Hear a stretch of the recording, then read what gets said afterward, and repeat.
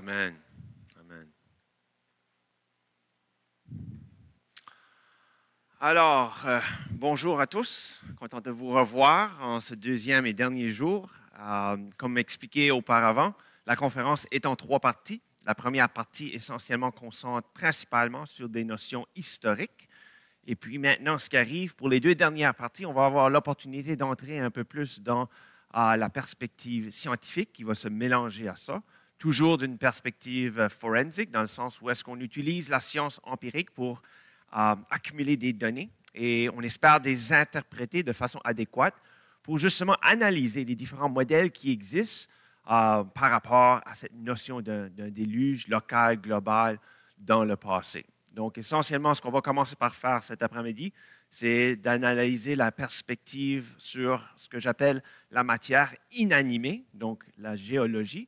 Mais dans la dernière partie ce soir, on va transitionner vers l'analyse sur ce qui était un temps matière animée, donc en ce qui concerne la vie. Donc, on va, dans les premières 4 parties, commencer par essentiellement faire un bref récapitulatif de ce qu'on a discuté un peu à la fin de la dernière session et du contexte dans lequel cette présentation s'insère. Et évidemment, examiner, est-ce qu'il y aurait un mécanisme d'inondation que les Écritures pourraient donner des indices afin de nous aider à répondre à certaines de ces questions qui sont très difficiles, à savoir comment un déluge mondial aurait pu prendre place. Et ce qu'on va faire, c'est regarder à certaines leçons plus récentes qui nous donnent des données très pertinentes, très intrigantes et intéressantes par rapport à le mécanisme que les Écritures suggèrent.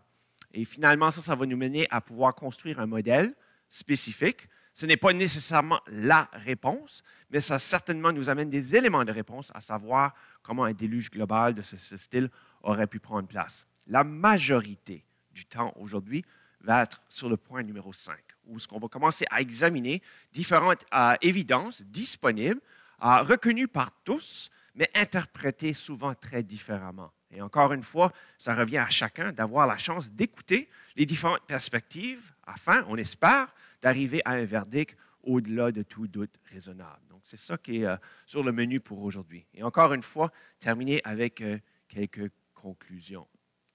Donc, si un déluge a en effet pris place, on a examiné certains défis associés à cette notion-là dans la dernière présentation, et il reste quelques défis additionnels à considérer.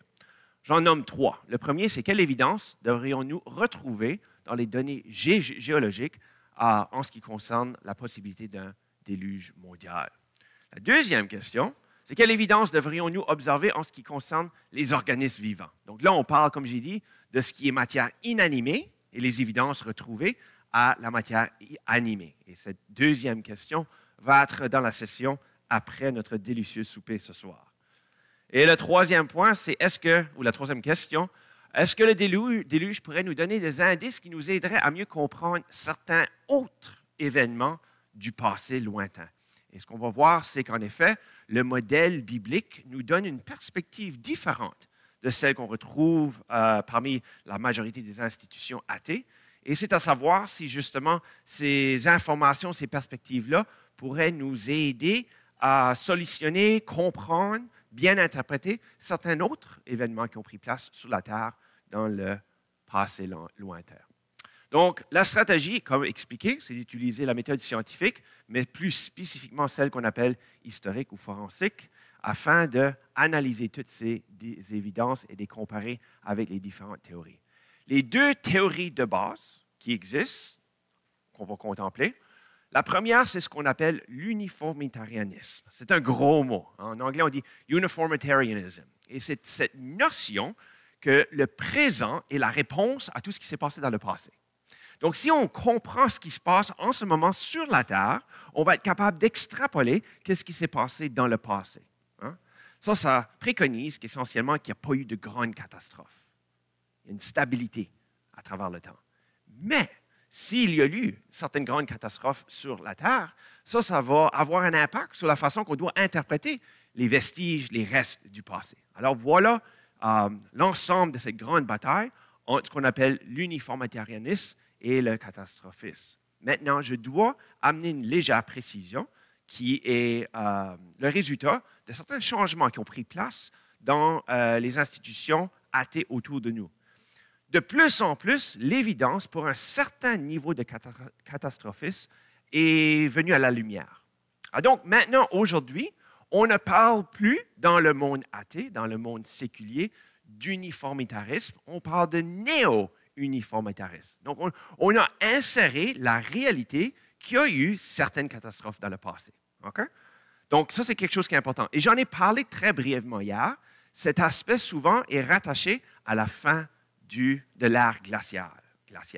Où est-ce que lorsque les calottes glaciaires auraient fondu, ça aurait créé un certain niveau d'inondation. Et donc, il faut comprendre qu'une certaine partie des évidences dans la croûte terrestre serait aussi le résultat de petites catastrophes. Okay? Donc là, je vous donne l'heure juste sur toutes les différentes perspectives qui existent aujourd'hui. Alors, on va retourner au récit biblique maintenant et d'analyser cette grande question, à savoir quel genre de mécanisme pourrait expliquer ou amener des éléments de réponse aux défis qu'on a présentés dans la dernière présentation. La première question qu'on a posée, c'était d'où venaient les eaux du déluge? Et même si les Écritures nous donnent une réponse, ça laisse quand même certaines questions en suspens. Donc, on regarde le texte à nouveau, Genèse chapitre 7, dans l'an 600 de la vie de Noé, dans le 2e mois, au 17e jour, toutes les sources du grand abîme jaillirent et les écluses des cieux s'ouvrirent et la pluie tomba 40 jours et 40 nuits. Et si vous vous rappelez, j'avais fait remarquer comment, malgré que la majorité des gens, lorsqu'ils pensent au déluge, pensent à l'eau qui tombe, et que c'est certainement une partie de cette équation, en réalité, la première chose qui nous est dite, ça n'a pas à faire avec ce qui tombe du ciel, mais c'est quelque chose qui se passe dans le grand abîme. Donc l'histoire, en réalité, avec le déluge, ne commence pas dans le ciel, ça semble commencer dans le profond de la terre ou des océans. OK? Donc ça, ce n'est pas moi qui le dis, c'est le texte qui le dit. Alors, si on va bâtir un modèle qui va essayer d'expliquer le déluge mondial, il faut évidemment bien prendre note de ce que le texte biblique dit lui-même.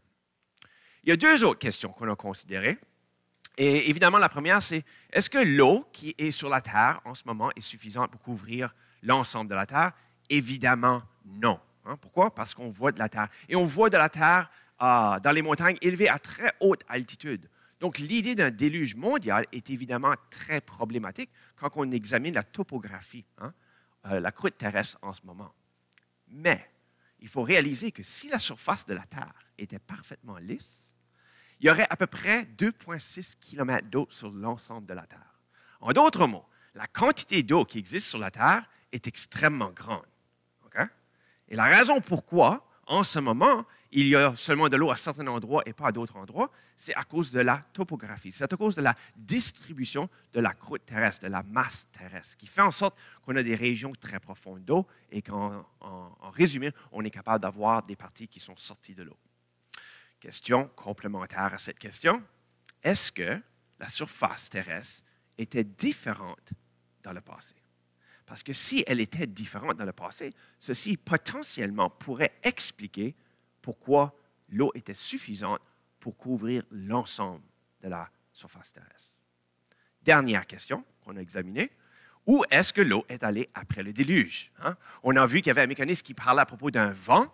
Un vent va pouvoir enlever une certaine quantité d'humidité, de faire déplacer une certaine quantité d'eau, mais la question demeure encore, où est-ce que l'ensemble de l'eau, est-ce qu'elle a été? Et encore une fois, si un mécanisme est identifié, ce mécanisme devrait être capable de, on espère, expliquer l'origine des eaux, comment la surface de la Terre était recouverte au complet et éventuellement comment la surface de la Terre a pu paraître à nouveau. Donc, si on est capable d'arriver à un mécanisme qui ne répond pas une, mais les trois des questions en même temps, donc là, on a quelque chose qui est vraiment intéressant, intriguant, potentiellement solide. Donc, nous, ce qu'on va faire, c'est un peu l'opposé de la perspective séculière. Au lieu d'utiliser le présent comme un indice au passé, on va utiliser le passé comme un indice au présent. Si les Écritures sont véridiques et nous disent qu'est-ce qui s'est passé dans le passé, on est capable d'utiliser ça pour comprendre le présent. Donc, c'est une perspective différente. Alors, qu'est-ce que le texte biblique nous dit? Il y a un passage absolument clé dans ce sujet ici, qu'on retrouve dans le psaume 104, qui décrit justement un mécanisme par lequel Dieu aurait utilisé pour former la terre. Et voici ce que ça dit. Psaume 104, versets 6 à 8. Tu l'avais couverte, c'est-à-dire la terre, de l'abîme de l'eau. Les eaux s'arrêtaient sur les montagnes. Elles ont fui devant ta menace, et les montagnes se sont élevées et les vallées se sont abaissées. Donc, les Écritures, dans le contexte de la création et dans le contexte du jugement, suggèrent que les montagnes se sont élevées et que les vallées se sont abaissées. C'est un mécanisme qui est présenté dans les Écritures. C'est comme si on prenait une baignoire, puis on mettrait à peu près un pied de sable dans la baignoire. Puis là, on va ajouter de l'eau dans la baignoire jusqu'à temps qu'on a juste un tout petit peu d'eau par-dessus tout le sable. Donc, on ne peut pas voir le sable en surface, le sable est complètement sous l'eau. Et là, on dit à un enfant, voici la situation, je veux que tu me crées de la terre, je veux que tu me crées du sec. Comment est-ce que l'enfant va faire ça? Il n'y a rien de droit d'ajouter, il n'y a rien de droit d'enlever. Hein? La façon de faire, c'est de prendre le sable et de le repousser en montant dans certains endroits. L'eau va maintenant bouger dans les sections plus basses et on va faire apparaître le sec. Et ce que les Écritures nous disent, c'est qu'en ce qui concerne la création originale et le jugement, que ce serait un phénomène de ce genre qui aurait pris place. Donc, ceci, c'est ce qu'on appelle en anglais « a working hypothesis ». C'est une hypothèse de travail où est-ce que, selon les Écritures, on est donné un mécanisme quelconque. Et maintenant, on va examiner ce mécanisme-là par rapport aux évidences retrouvées maintenant et dans le passé sur notre Terre. Malgré les défis que ce mécanisme représente, ça nous amènerait des réponses aux questions qu'on a présentées. Est-ce que l'eau présente peut couvrir la Terre selon ce mécanisme-là? Oui, si la topographie de la Terre ancienne était différente, il y a suffisamment d'eau pour couvrir l'ensemble de la Terre, si la topographie est différente. La deuxième question, c'est la troisième question, où est-ce que les eaux sont allées? Les eaux ont essentiellement pas été enlevées, ils ont été redistribués. C'est exactement comme l'analogie que je vous avais donnée tantôt avec la baignoire. Okay? Certaines parties s'est évaporée, certaines parties a été bougée, mais la majorité a été redistribuée. Ça nous amène à une dernière question. Y a-t-il de l'évidence sur la Terre en ce moment pour un mécanisme de ce genre-là? Peut-être pas catastrophique, mais un mécanisme qui pourrait être observé tout de moins. Plusieurs caractéristiques géologiques montrent un processus lent qui modifie l'allure de la croûte terrestre, et ça, on le voit de trois différentes manières. Numéro 1, c'est ce qu'on appelle les frontières de coulissage. Hein? Quand on a deux régions de la Terre qui glissent une à côté de l'autre. Hein? En passant en 2025, si vous n'avez pas vu la vidéo, je vous recommande de la regarder, c'est quelque chose. Pour la première fois dans l'histoire de l'humanité, l'être humain, par accident, a enregistré un de ces mouvements-là. Durant un tremblement de terre dans le Moyen-Orient, il y avait une caméra de sécurité où est-ce qu'on a vu les deux terrains complètement séparés glisser dans un moment, un à côté de l'autre. Ça a été enregistré pour la première fois cette année. Si vous voulez voir le lien, je peux vous l'envoyer par courriel. Il y a un autre genre de mouvement qu'on observe avec la croûte terrestre, c'est ce qu'on appelle les frontières divergentes. Donc, au lieu de glisser une à côté de l'autre, ils s'éloignent une de l'autre. Et donc, évidemment, ça crée un vide. Et lorsqu'ils s'éloignent les unes des autres, le magma qui vient du fond va maintenant remplir le vide, et c'est là où on voit la formation de volcans, par exemple. Okay? Les séismes sont souvent associés avec des volcans. Le troisième type de mouvement qu'on observe, c'est ce qu'on appelle les frontières convergentes. Donc, au lieu d'avoir deux régions de la croûte terrestre qui s'éloignent une de l'autre ou qui glissent une à côté de l'autre, ils embarquent une sur l'autre.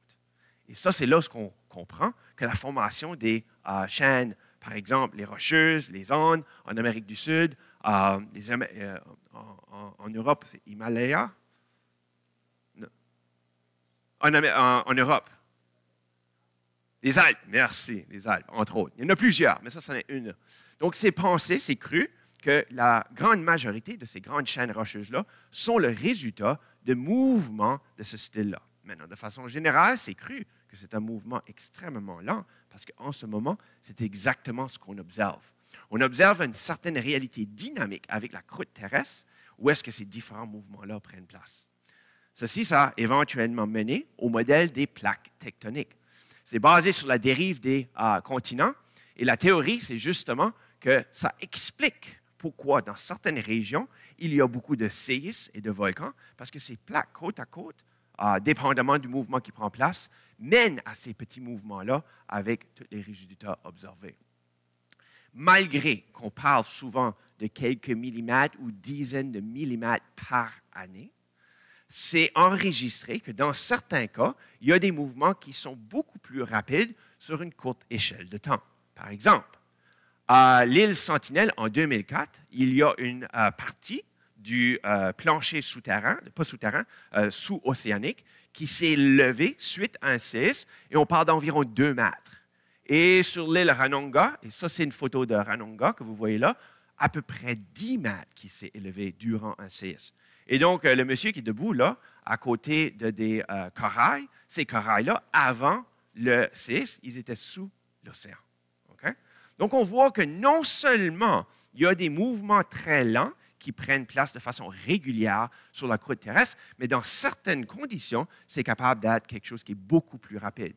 En d'autres mots, le mécanisme qui est décrit dans les Écritures, d'une façon particulière, on l'observe déjà un peu sur notre planète en ce moment, qui est quelque chose d'intéressant et d'important à remarquer. On parle de secondes ou minutes. Secondes ou minutes. Oui, très rapide. Alors, c'est très intéressant, en 2025, qu'on est capable maintenant de comparer la planète Terre avec les autres planètes qui existent dans notre système solaire. Par exemple, si on prend le temps de comparer notre planète avec celle de Mercure, on découvre que Mercure n'a aucune plaque tectonique. Il n'y en a pas. Et si on fait la même analyse avec Vénus ou même avec Mars, on découvre encore une fois que seule la Terre est la seule planète dans le système solaire où le phénomène des plaques tectoniques existe. Intriguant. Notre planète, encore une fois, est unique, mais pour une raison qui semble être plus négative que positive dans ce contexte ici, qui essentiellement amène la question à savoir pourquoi est-ce que ce phénomène-là existe sur la Terre et qu'est-ce qui est responsable pour ce mécanisme-là. Surtout lorsqu'on considère la perspective théiste, où on croit que Dieu a créé la Terre au début et que toute chose était bien, était bonne, était très bonne au début. Et pourtant, maintenant, la Terre est brisée en morceaux. Où est-ce que ça cause tous ces problèmes-là? Ah, pourquoi? Comment est-ce possible? Si ce n'était pas comme ça au commencement, pourquoi est-ce que c'est comme ça maintenant? Comment est-ce que ça aurait pris place? Pourquoi ça aurait pris place? Vous voyez les enjeux ici. Le fait que la Bible déclare que les montagnes se sont élevées et les vallées se sont abaissées dans le contexte du déluge, et puisque ceci prend place bel et bien lentement à ce moment ici, selon le modèle des plaques tectoniques, ceci mène à la formulation, par plusieurs, d'un modèle des plaques tectoniques, mais catastrophique. En d'autres mots, que le phénomène qu'on observe en ce moment est au ralenti, mais que dans le passé, lorsque le déluge aurait pris place, que Dieu, c'est lui qui aurait essentiellement scindé la croûte terrestre avec ses raisons miraculeuses pour essentiellement engendrer la réalité du déluge et que ça aurait été un phénomène catastrophique qui aurait amené le déluge mondial. Et ce qu'on est en train d'observer aujourd'hui, c'est un peu les restes de ce phénomène qui aurait pris place plusieurs milliers d'années passées. Cela pourrait expliquer la montée et le recul rapide et global des eaux. Ça pourrait aussi expliquer pourquoi la Terre possède la topographie qu'elle possède en ce moment. Et ce modèle pourrait également nous permettre d'examiner toutes les différentes évidences qu'on retrouve dans la croûte terrestre en ce moment et de voir est-ce que les évidences sur le terrain matchent les évidences qu'on s'attendrait de voir selon les prédictions du modèle. Oui.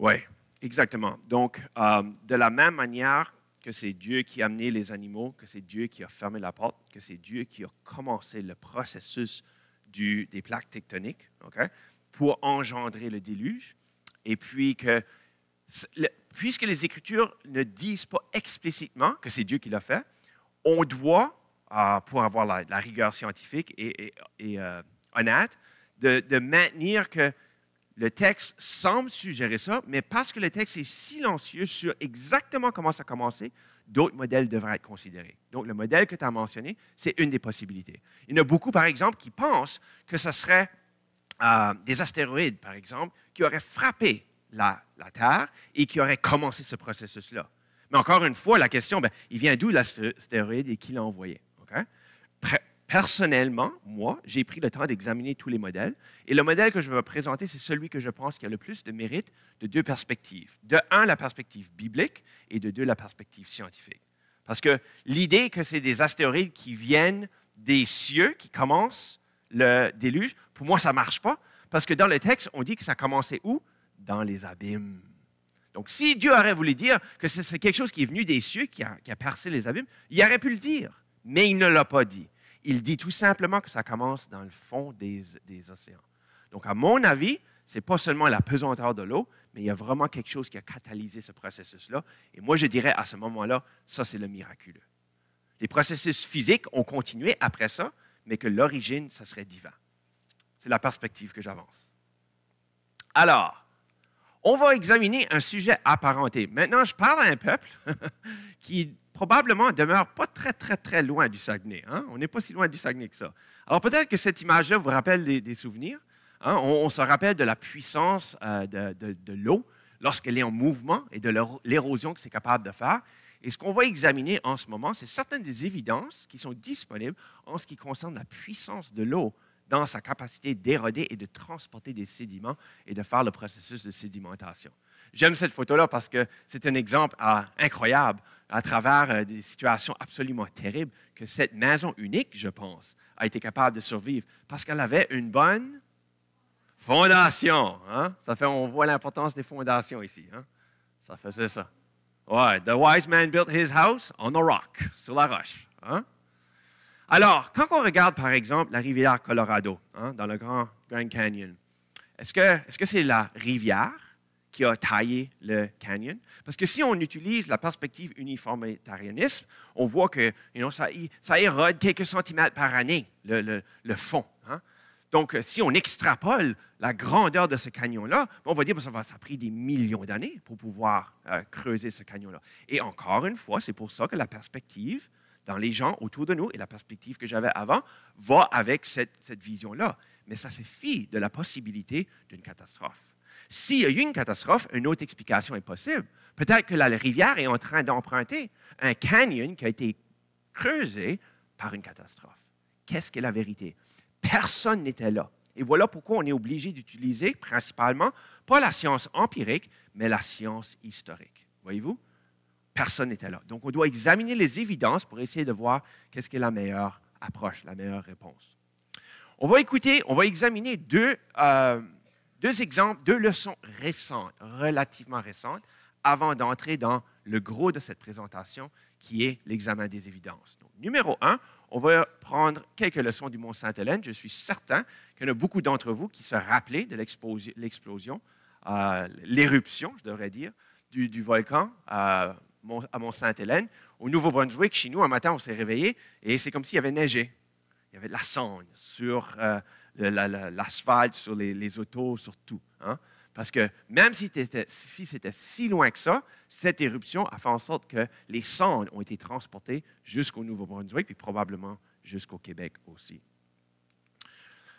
Et quand on commence à analyser cette éruption, qui est quand même pas si énorme que ça, les scientifiques calculent que c'est à peu près 1/80e de l'éruption du mont Tambora en Indonésie en 1815. Donc, même si c'était très significatif, c'est quand même très petit comparativement à d'autres éruptions qui ont pris place dans le passé. Mais ça nous donne une leçon à savoir qu'est-ce que la catastrophe est capable d'accomplir en ce qui concerne les évidences au sol. Suite à l'accumulation de sédiments à la base de la montagne, Mont-Sainte-Hélène, à peu près 180 mètres d'épais, il y a eu une éruption où est-ce que maintenant toute la calotte glaciaire qui était dans le haut de la montagne a subitement fondu et a dévalé la pente. Et cette coulée de boue-là a essentiellement taillé ce qu'on appelle maintenant le petit Grand Canyon. Et le petit Grand Canyon est à peu près 1/40e de la grandeur du Grand Canyon. et on voit justement une petite rivière qui coule dans le milieu du petit Grand Canyon. Et si on utilise la perspective uniformitarianisme et on examine cette situation-là, on dirait, ben voilà, cette rivière, elle érode X nombre de centimètres par année, et quand on regarde la grandeur du canyon, on extrapole que ça aurait pris 500 000 ans, 1 million, 10 millions d'années. Mais on serait complètement dans l'erreur, parce que ce n'est pas la rivière qui a creusé le canyon, c'est une rivière qui a emprunté le canyon déjà creusé par une catastrophe. Vous me suivez? Alors, encore une fois, la question, c'est quand on regarde les autres phénomènes qu'on retrouve sur la croûte terrestre, parce qu'on n'était pas là dans le passé, il faut se poser la même question. Est-ce que c'est à cause d'un phénomène catastrophique? Oui. On va en discuter. On va en discuter. Ça s'en vient. OK?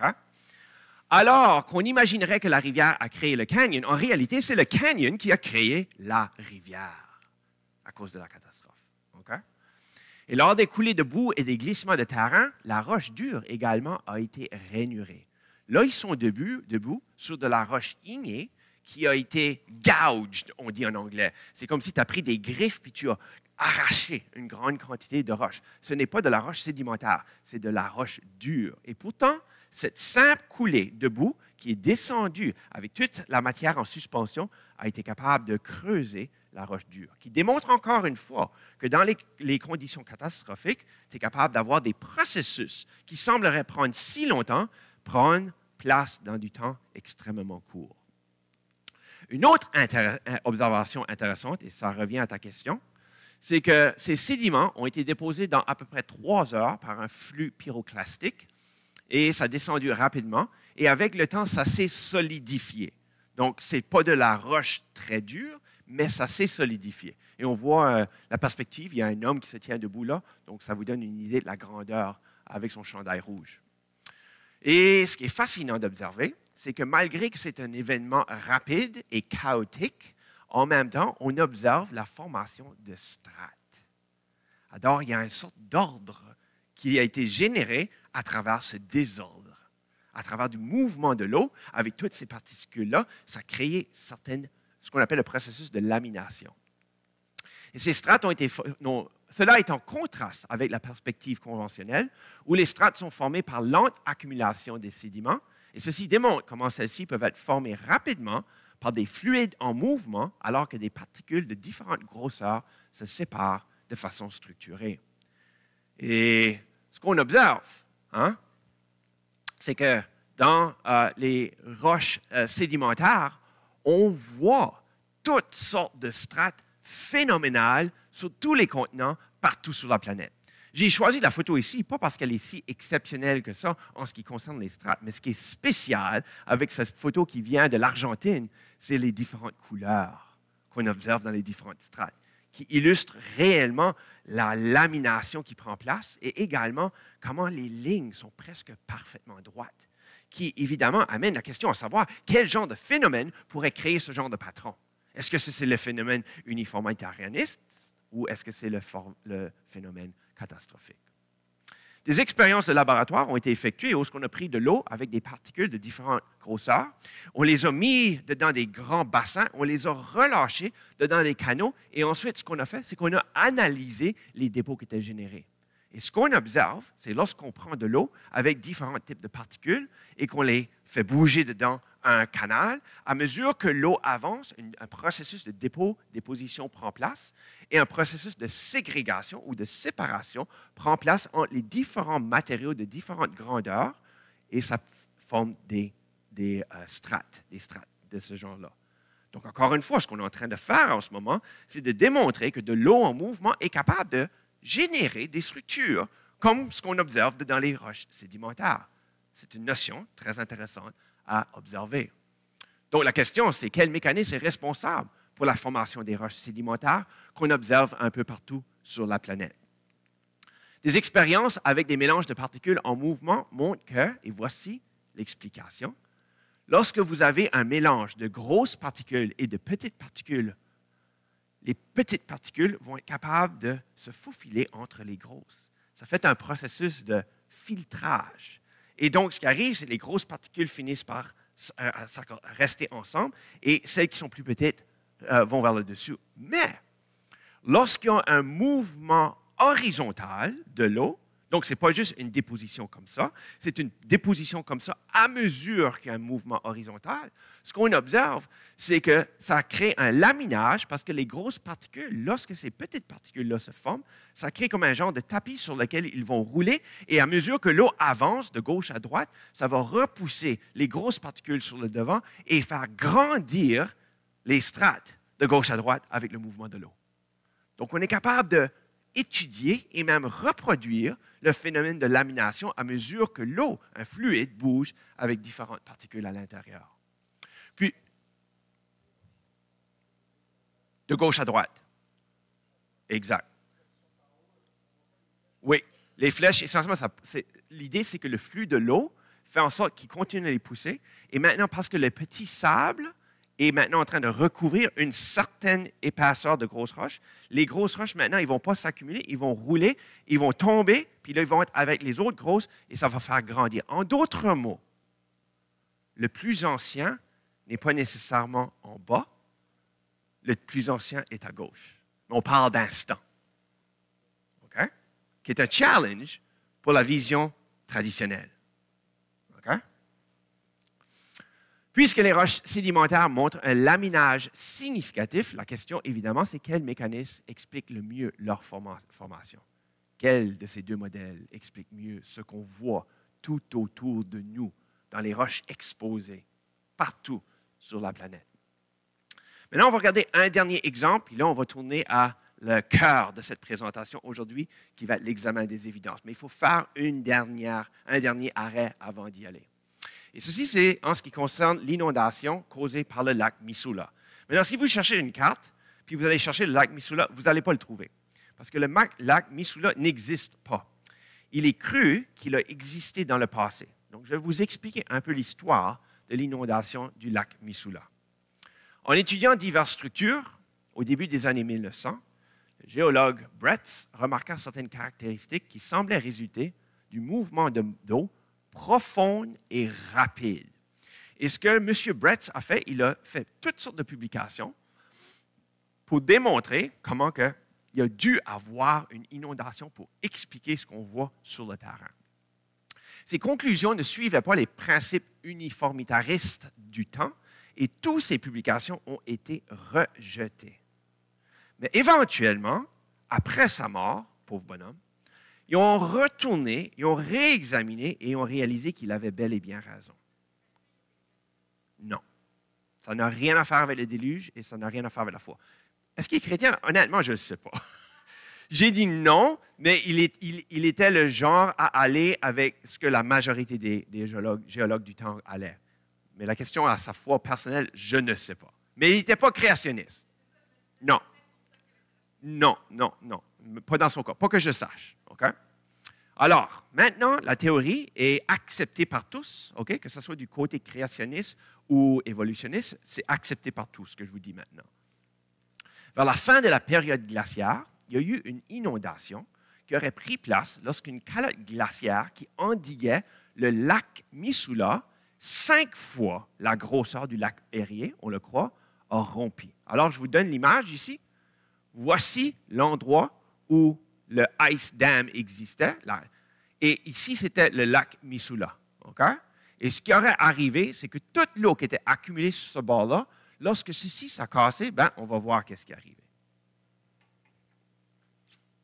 Lorsque ça a rompu, les eaux ont coulé jusqu'à l'océan Pacifique et ils ont érodé, et les quantités ici sont astronomiques, 205 km3 de basalte dur et de roches sédimentaires, de limon, dans l'espace d'environ une semaine. Donc, ce qui aurait arrivé, c'est que toute l'eau qui était rassemblée ici dans le lac Missoula, lorsque ça a cassé, ça a descendu en fonction de la gravité et ça a descendu vers l'océan Pacifique. Et toute la région ici que vous voyez dans le Washington, Oregon et dans l'autre État, j'oublie le nom ici, Idaho, essentiellement, ça a été gouge, ça a été creusé de façon catastrophique.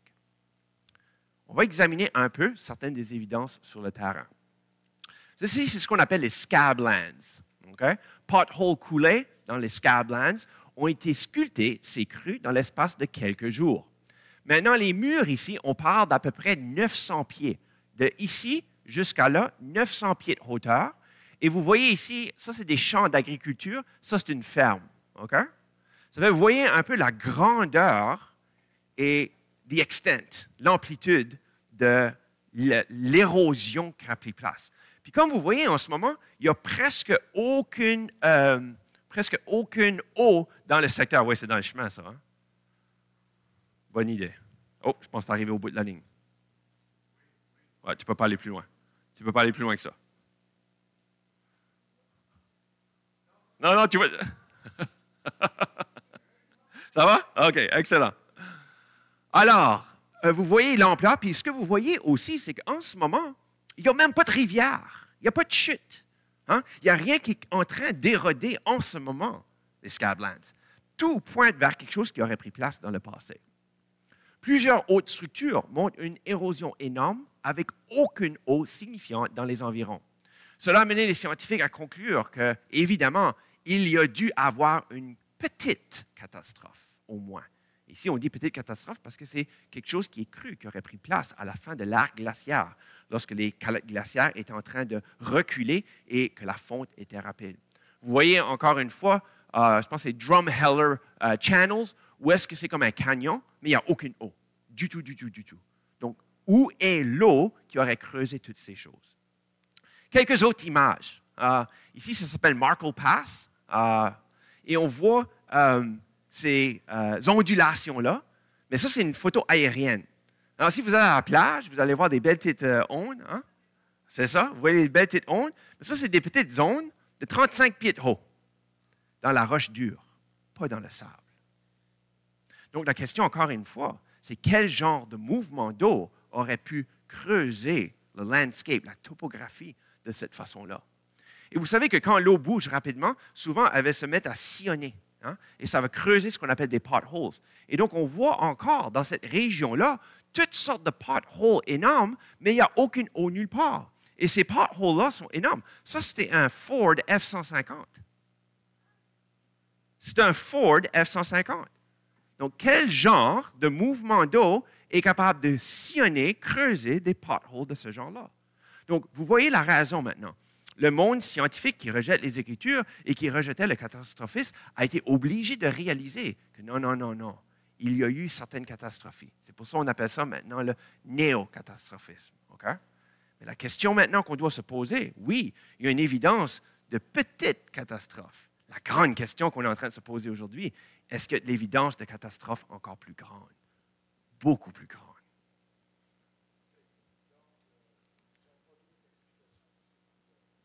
Non. L'explication, c'est que le lac Missoula, il a débarqué vers l'océan Pacifique. Dans l'espace d'une semaine, l'eau bougeait à 150 km/h. Ça s'est complètement vidé et ça a creusé toutes ces choses-là.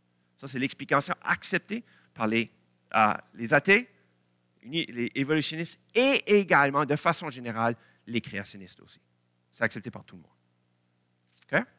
Conclusion. Les données présentes avec le mont Sainte-Hélène, récentes en ce qui concerne le lac Missoula, et également les expériences de laboratoire qui ont été effectuées, pointent à un modèle catastrophique pour la formation au moins de certaines structures géologiques.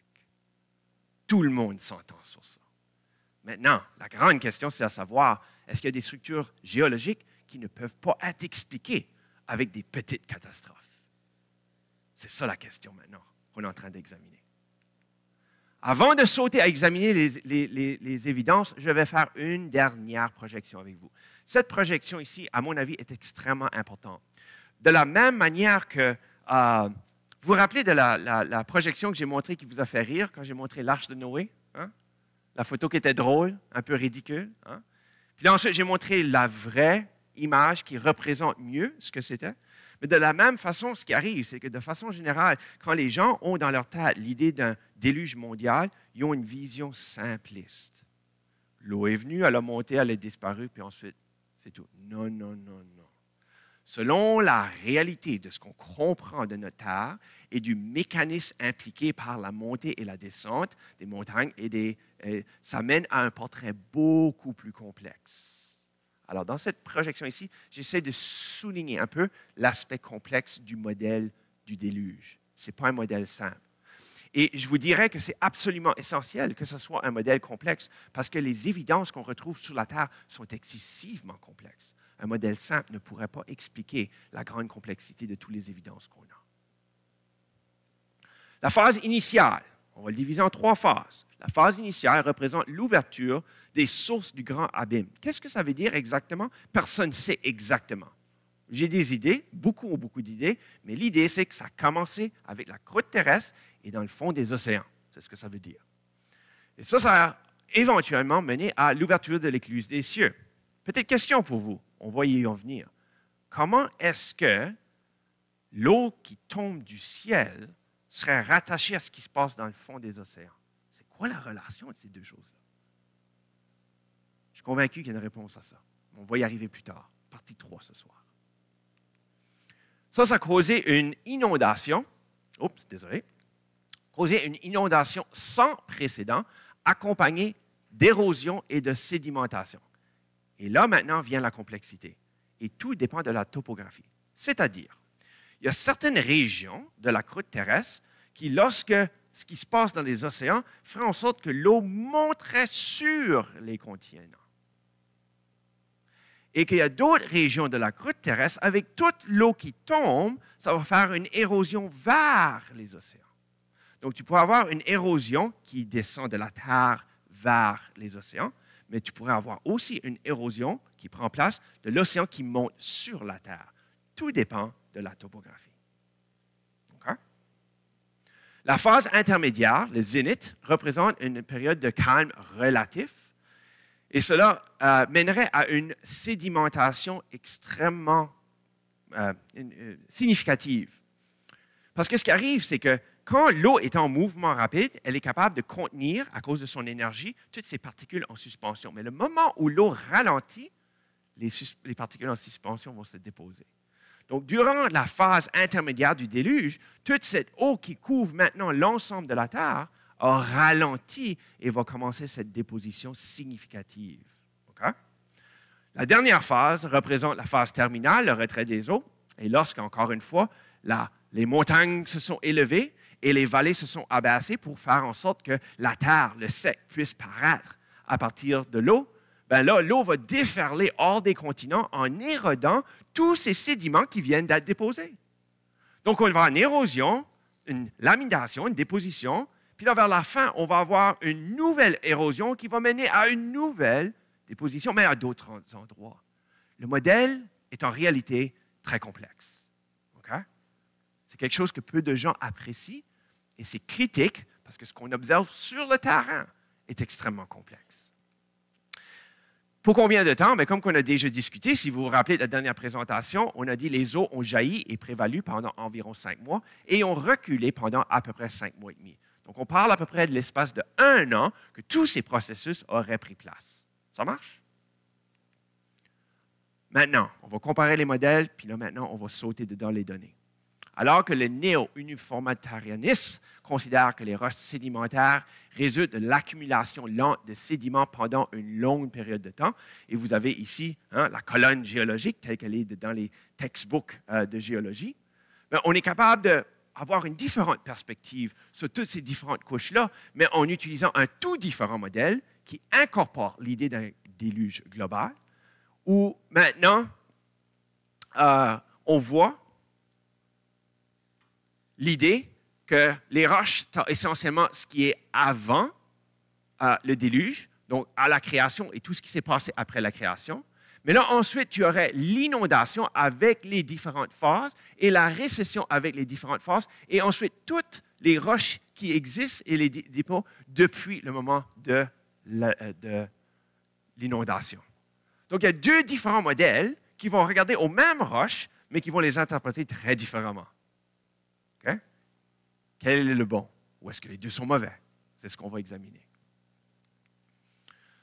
La grande question est la suivante. J'aime de le dire de cette façon ici. Est-ce que c'est beaucoup de petits événements avec beaucoup de temps?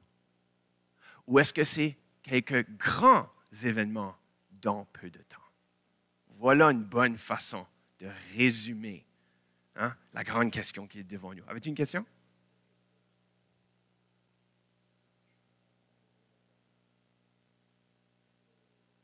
Oui, j'avais pas de place. Ouais. Ouais. Ouais, on regarde comme ça.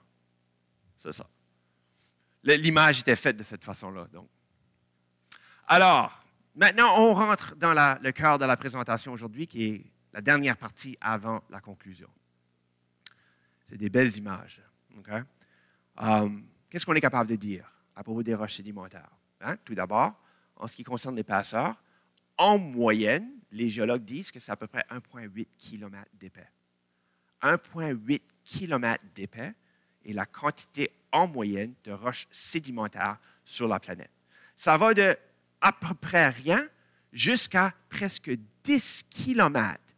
10 km de roches sédimentaires dans certaines régions.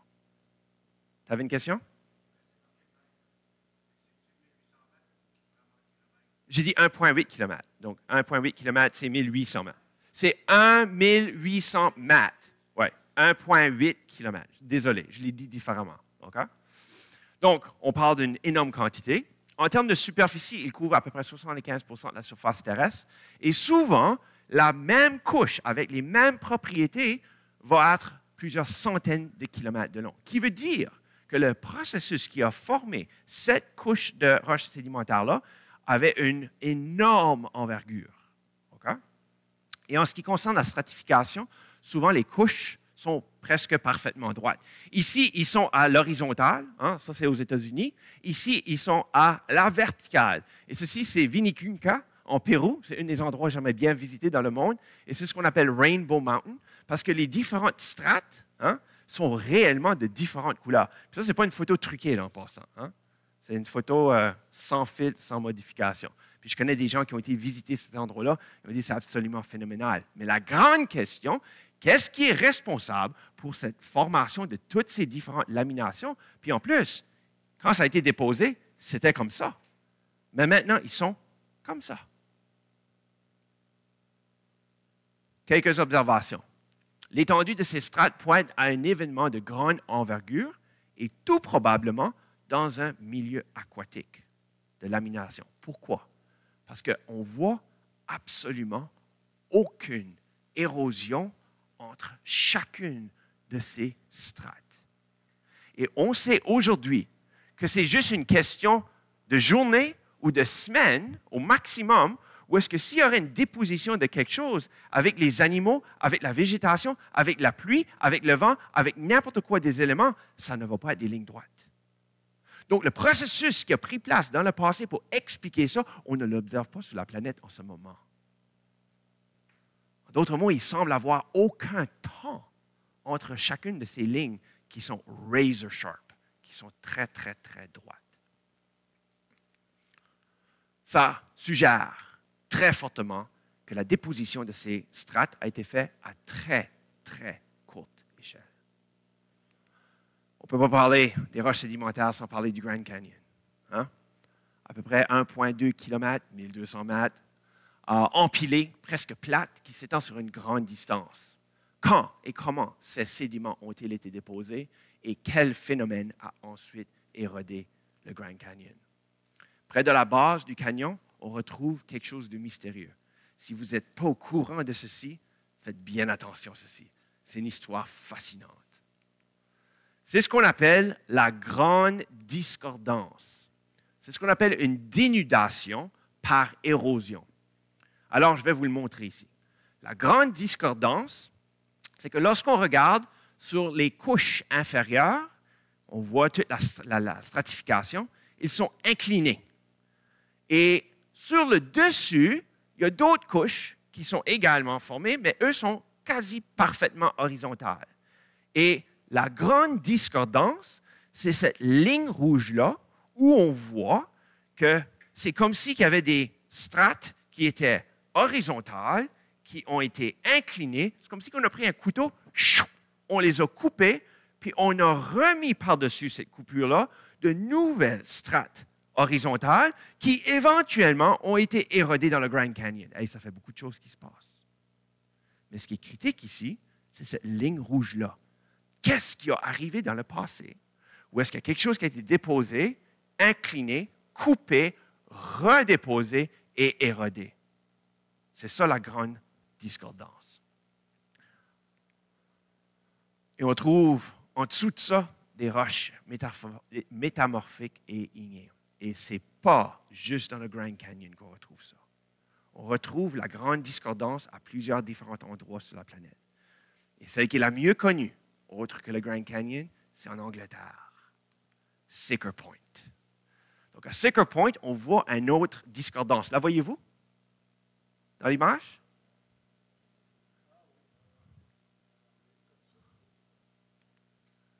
Des strates plus vieilles, inclinées, qui furent érodées et couvertes par de nouvelles couches. Donc, dans cette image-là, tu vois, ils sont quasiment complètement verticales.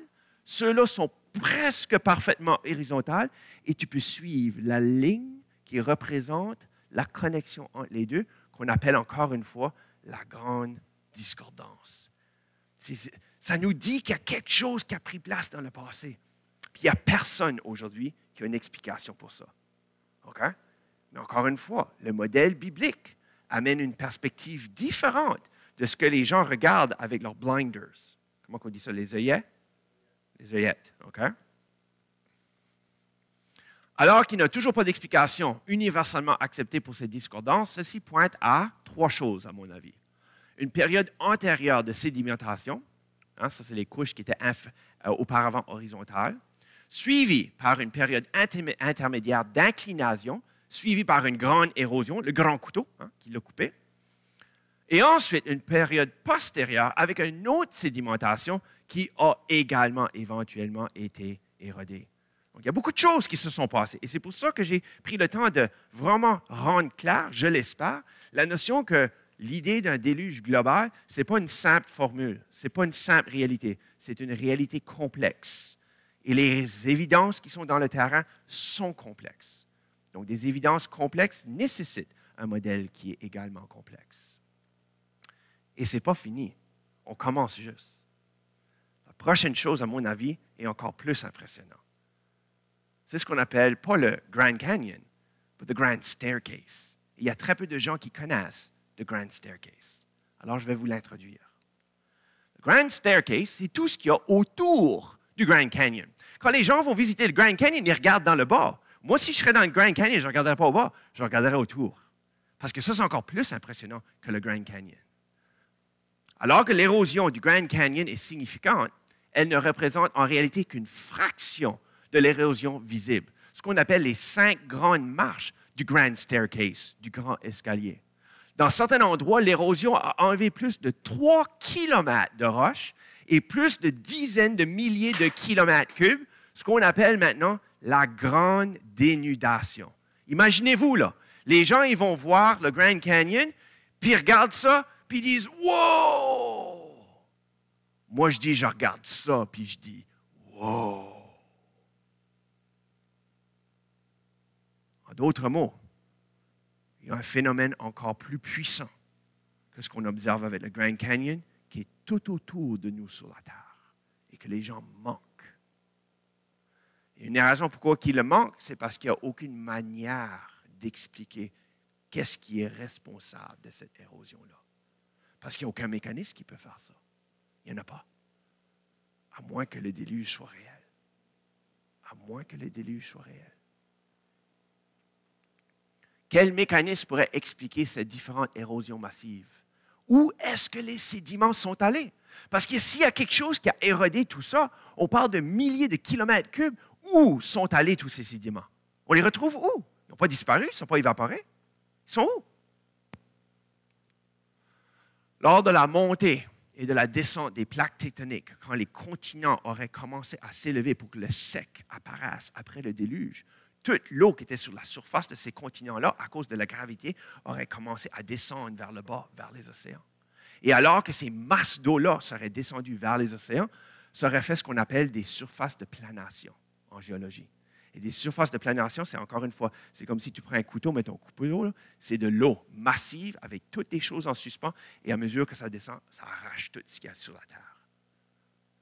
des planations de surface. Mais là, ce qui arrive, c'est qu'en fonction de la topographie de la Terre, à mesure que le niveau de l'eau baisse, dès que le niveau de l'eau va être légèrement plus bas que le dessus de la topographie, ça change le phénomène de l'érosion.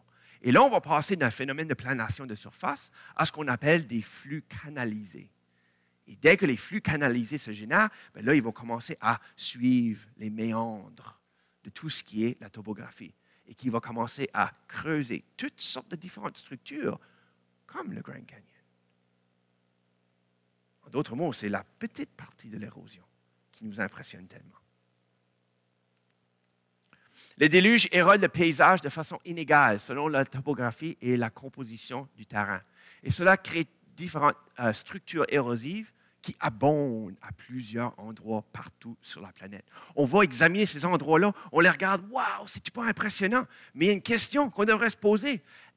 Où est toute la roche qui remplissait toute cette section-là sur des centaines de kilomètres? Elle a passé où? Vous voyez ce que je veux dire?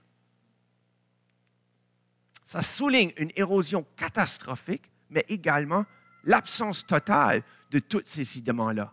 Et la raison pourquoi ces structures-là, en passant, existent, c'est parce que ça représente des dikes. C'est de la roche ignée qui a percé à travers la croûte terrestre. Et cette roche ignée est tellement forte que quand les eaux se sont écoulées vers les océans, ça a tout ramassé ce qui était sédimentaire. Tout ce qui a été déposé a été enlevé. Mais ça, c'était trop dur. Et c'est comme ça que ça a survécu. C'est laid. C'est laid. C'est de la roche ignée volcanique. Vous savez, c'est une des structures les plus fascinantes sur la planète. On l'a seulement découvert quand on avait des satellites. Parce que tu peux seulement voir cette structure-là des satellites. Ça s'appelle l'œil de l'Afrique, structure de Richat. Okay? Et essentiellement, ce que les gens pensaient au début, c'était un bolide qui avait frappé la Terre puis qui avait créé ça. Ils ont commencé à analyser où est l'évidence de ce bolide qui aurait frappé. Puis quand ils ont commencé à analyser ça, ils ont réalisé que ce n'est pas ça du tout. C'est un mélange de roches sédimentaires et ignées qui démontre un phénomène, pas séismique, mais avec le magma, avec la croûte. C'est un phénomène phénoménal. Mais encore une fois, où est toute l'évidence de ce qui a été érodé? Ça passait où? Et ce qu'on retrouve sur la Terre, c'est toutes sortes de structures encore plus impressionnantes. Ça, c'est en Angleterre, par exemple, où est-ce que c'est comme si quelqu'un a pris un couteau, il y avait une montagne qui existait, là, on parle de kilomètres de haut, puis c'est presque une ligne droite. C'est comme si quelqu'un a pris un couteau, puis tchac, il a coupé la montagne. Elle a passé où, la montagne? Hein? Décaper une montagne. C'est qu'est-ce qui peut faire ça? Encore une fois, si le déluge a pris place, ces phénomènes-là qui sont absolument impossibles d'expliquer, ou que vous essayez d'expliquer avec des millions, puis des millions, puis des millions d'années, mais le déluge expliquerait ça très facilement. Très bien. Un autre exemple ici, maintenant, c'est aux États-Unis. C'est ce qu'on appelle le San Rafael Swell, où est-ce qu'on voit toutes ces strates-là qui pointent vers le haut, et c'est estimé par les géologues qu'il manque à peu près 5 km de roches. 5 km de roches. Qu'est-ce qui a enlevé ces roches-là? Et encore une fois, où sont-elles passées? La montée et la descente de la croûte terrestre, selon le modèle catastrophique des plaques tectoniques, auraient causé aux sédiments de ruisseler hors des continents alors qu'ils se seraient élevés, et ceux-ci auraient été déposés où? Sur le bord des continents. Alors la question est-ce qu'on voit sur le bord des continents une grande quantité de roches sédimentaires, de dépôts sédimentaires? Et la réalité est oui, absolument. Autour de tous les continents, on a à peu près 28%, presque un tiers de la superficie des océans, où est-ce que sur le bord des continents, on voit une épaisseur de sédiments qui sont rassemblés, alors que l'eau a ruisselé est capable, à cause du mouvement, de garder ces sédiments en suspension. Dès que ça arrive à l'océan et que ça ralentit, qu'est-ce qui arrive? Ça dépose. Et c'est exactement ce qu'on observe sur la marge continentale. Mais il y a plus à dire. Il y a beaucoup plus à dire. Voici une image de la marge continentale. Il y a quelque chose d'assez particulier à remarquer. Peut-être qu'il y en a certains d'entre vous qui ont déjà réalisé quelque chose. Si c'est vrai que la croûte terrestre a sorti de l'eau et que quand ça sort de l'eau, c'est les jonctions de ce style-là qui forment les rocheuses. Ah, il l'a vu. Ça veut dire qu'on s'attendrait, là j'ai besoin de mon pointeur, on s'attendrait que si la croûte terrestre monte et forme les rocheuses et les Andes, qu'on dit en anglais ici, ça veut dire que le point le plus élevé, c'est du côté ouest. Ça voudrait dire que toute l'eau coulerait dans quelle direction? Vers l'est. Ça veut dire qu'on s'attendrait de voir presque aucun sédiment du côté ouest, mais une grande quantité de sédiments du côté est. Et c'est exactement ça qu'on observe. Il n'y a presque aucun sédiment sur la côte ouest, mais il y a une quantité phénoménale de sédiments sur la côte est. Selon le modèle des plaques tectoniques catastrophiques, puisqu'on retrouve les montagnes dans l'ouest de l'Amérique du Nord, on s'attendrait de voir tous les sédiments, quasiment tous les sédiments, dans la côte est. C'est exactement ce qu'on observe.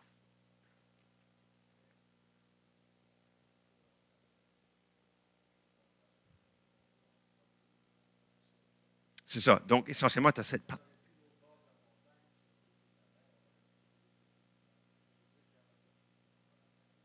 Il n'y en a presque pas. Il n'y en a presque pas. Oui, ça dépend des continents. Ça dépend de la façon dont les continents se seraient levés. Mais ce qu'on voit, c'est qu'en ce qui concerne l'Amérique du Nord, où est-ce que toutes les rocheuses sont toutes du côté ouest, toute la sédimentation est toute du côté est. Ça dépend de la façon que les différents continents seraient sortis de l'eau. Et c'est pour ça que certains continents, si c'est le centre qui aurait levé plus, bien, tu retrouverais de la sédimentation tout autour. Mais en ce qui concerne l'Amérique, toutes les rocheuses sont toutes à gauche, toutes à l'ouest. Dernière slide avant les conclusions. On est déjà arrivé à la fin. Déjà pour moi, peut-être pour vous, c'est comme, il est temps. Alors que les roches ne se plient pas, on ne peut pas plier des roches. Ça ne dérange pas si c'est igné sédimentaire ou métamorphique. Ça ne se plie pas. Alors que les roches ne se plient pas, la chaleur et la pression peuvent faire une métamorphose des roches. Mais est-ce que tous les plis qu'on observe sont tous métamorphiques? Oh, voilà une grande question. Parce que si tu as une roche sédimentaire et à travers la pression et de la chaleur, tu es capable de la plier sans la briser. Donc, tu passes d'une roche sédimentaire à une roche métamorphique. Le marbre, par exemple, c'est une roche métamorphique qui vient d'une roche sédimentaire. Elle a été transformée par la chaleur et la pression. Okay? Mais lorsqu'on regarde tous ces différents plis, est-ce qu'ils sont tous des exemples de métamorphose? Si ce n'est pas des roches métamorphiques, ça veut dire, et que c'est des roches sédimentaires, ça doit dire que ça a été plié avant que c'est devenu solide. Parce que tu ne peux pas le plier après que c'est devenu solide. Ça fait, il y a des scientifiques qui ont pris la peine. Ils ont été faire des analyses. Ils ont pris, par exemple, le Carbon Canyon, où est-ce qu'on voit justement tous ces plis-là, et il y a un endroit où est-ce qu'il y a un pli qui va à 90 degrés. Pendant des kilomètres, ce qu'ils ont fait, c'est qu'ils ont été prendre des échantillons à tous les différents endroits, tout le long de ce pli-là. Et ce n'est pas le seul endroit qui ont fait ça, c'est un des exemples que je vous donne. Et ce qu'ils ont fait, c'est qu'ils ont fait l'analyse et ils ont confirmé que les roches tout au long de toutes ces différentes strates-là sont bel et bien sédimentaires. Elles ne sont pas métamorphiques. On peut dire la différence. Et donc, ça semble dire, at face value, si on accepte directement ce que les données nous disent, ce que ça veut nous dire, c'est que la roche a dû être pliée avant qu'elle a complètement devenu dure. Et encore une fois, le modèle biblique nous dit que dans le processus de 1 an, que le processus de déposition, avec le mécanisme qui est catastrophique, où est-ce que Dieu a fait monter puis descendre les choses, bien que le processus de solidification de roches qui deviennent sédimentaires aurait eu suffisamment de temps pour être plié avant qu'ils deviennent durs. Donc, le déluge donne une explication comment ces roches-là sont pliées, mais sont sédimentaires et non métamorphiques. Oui. Oui, oui. Le processus de sédimentation est exothermique. Je suis chimiste, OK? Et donc, ça libère de la chaleur, oui.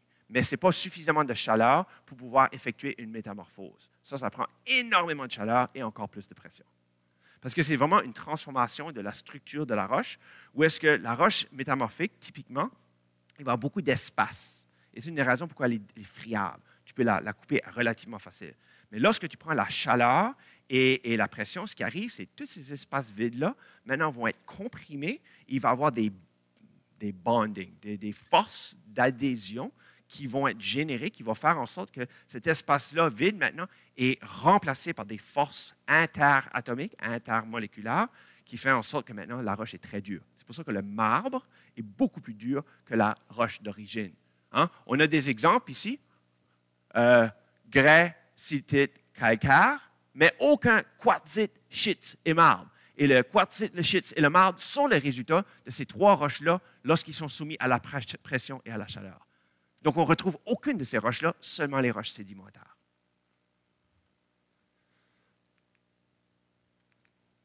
Ça marche? Conclusion.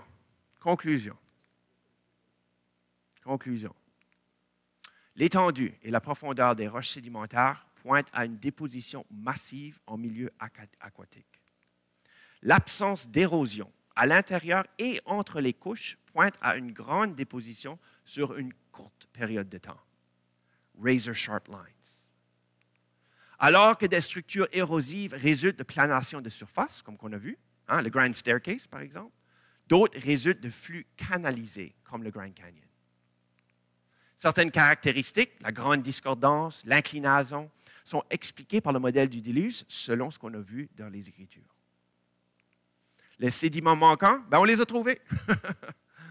Ils sont retrouvés à une très grande échelle sur la marge continentale. Et en passant, il y a certaines de ces couches-là qui sont crues à être au-delà de 10 km d'épais, à l'extérieur des continents. Des couches plissées sont démontrées comme étant sédimentaires. Aucune métamorphose est observée. Et donc, une conclusion raisonnable, c'est de dire qu'ils ont dû être pliés avant de durcir. Ce qui pourrait être encore une fois expliqué par le déluge, qui est anathème pour les évolutionnistes.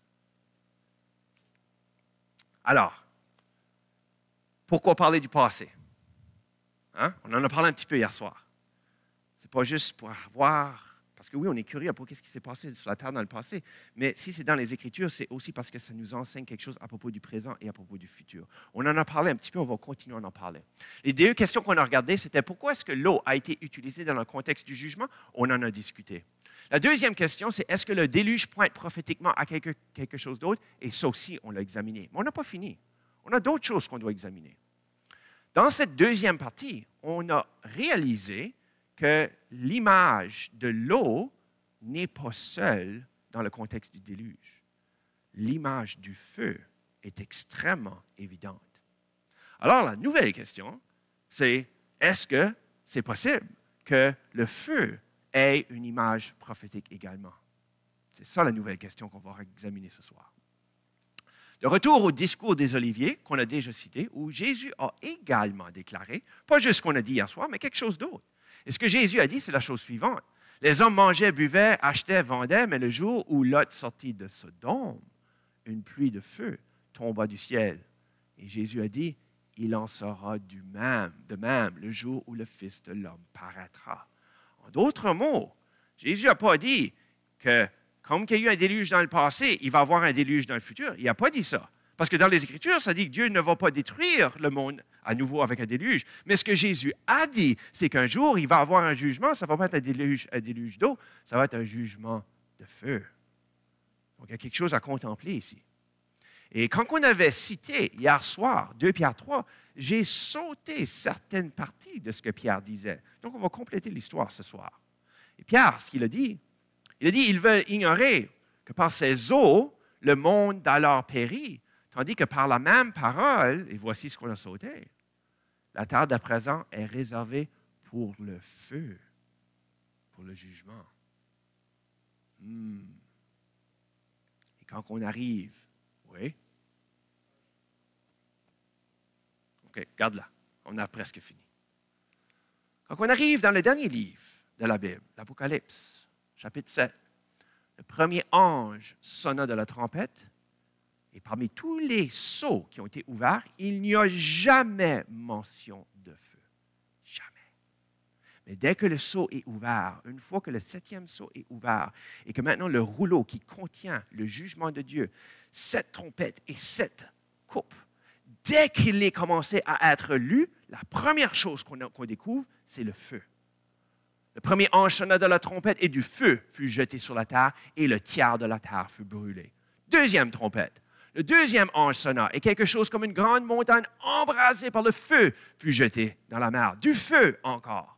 Troisième ange sonna et une étoile ardente, brûlant comme un flambeau, tomba sur le tiers des fleuves. Le feu, le feu, le feu. On voit clairement, comme Jésus a dit, que lorsque le jugement va venir, ça ne va pas être un jugement d'eau, ça va être un jugement de feu. Qu'est-ce que ça veut dire exactement? Je ne peux pas l'imaginer.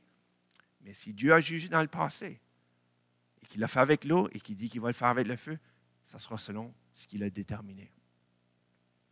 Est-ce que le feu pointe à quelque chose d'autre, encore plus grand que ça? Je suis convaincu que oui. Ben, ça, c'est entre autres, oui, mais ce n'est pas ma référence. Okay? Ça va être quelque chose d'autre, mais tu as raison. Okay? Au début de son ministère, Jésus fut baptisé, le Saint-Esprit descendu sur lui, et une voix fit entendre ces paroles du ciel. Dieu dit, « Tu es mon Fils bien-aimé, en toi j'ai mis toute mon affection. » Mais, après ce baptême d'eau, Jésus, durant son ministère, a dit quelque chose d'autre, de beaucoup plus difficile, de beaucoup plus sombre aussi. Il a dit, « Je suis venu jeter un feu sur la terre. » Et ensuite, dans ce même contexte, il a dit, « Il est un baptême dont je dois être baptisé et combien il me tarde qu'il soit accompli. » Il ne parle pas pour un baptême d'eau. Mais dans le contexte, il parle à propos de feu. Feu qui parle de jugement. Et ça sonne comme si Jésus est en train de dire qu'il va passer à travers quelque genre de jugement. Comment est-ce possible? Lorsque Jean le Baptiste a présenté Jésus comme le Messie, voici les paroles qu'il a employées après que Jésus a été baptisé.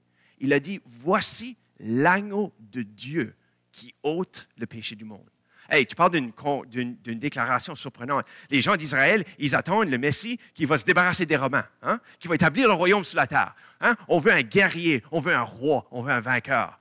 Mais Jean, tu dis, l'agneau? L'agneau, c'est un animal qui est offert en sacrifice. Pourquoi que tu es en train de rendre égal à Jésus à un agneau qu'on offre en sacrifice? Et d'ailleurs, les sacrifices de l'Ancien Testament ne pouvaient jamais ôter le péché. Ils ne pouvaient que couvrir le péché. Comment est-ce que cet agneau-là pourrait ôter le péché? Ben, on se rappelle du baptême d'eau et que Jésus a parlé d'un autre baptême. Et dans la prophétie d'Ésaïe, dernier verset pour aujourd'hui. Ben non, pour cet après-midi.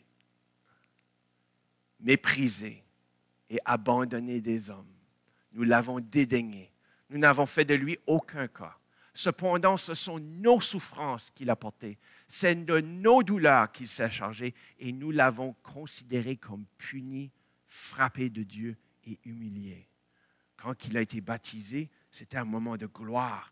La parole qui a été entendue des cieux, l'Esprit qui est descendu sur lui et ensuite la déclaration de Jean.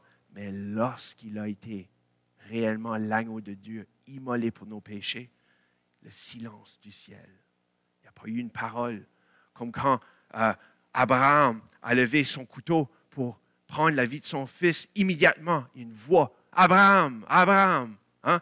Il a raté.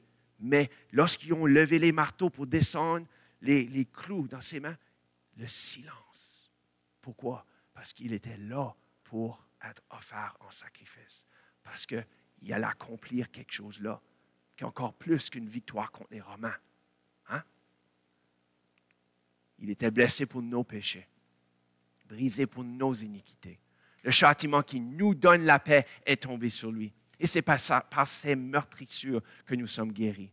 Nous étions tous errants comme des brebis. Chacun suivait sa propre voie et l'Éternel a fait retomber sur lui l'iniquité de nous tous. Vous savez, la religion, c'est tout à propos de ce que l'homme essaye de faire pour se rendre acceptable à Dieu. C'est comme prendre une échelle et dire, je vais me rendre à Dieu. Mais ce que la parole nous dit, ce n'est pas une question de ne pas faire certaines choses, malgré qu'on ne devrait pas faire certaines choses. Puis l'Évangile, ce n'est pas à propos de faire certaines choses, malgré qu'on devrait faire certaines choses. Ce n'est pas à propos de faire ou de ne pas faire. C'est à propos de comment Jésus, à la croix, a dit, tout est accompli. C'est à travers lui qu'on est amené à Dieu, qu'on est justifié.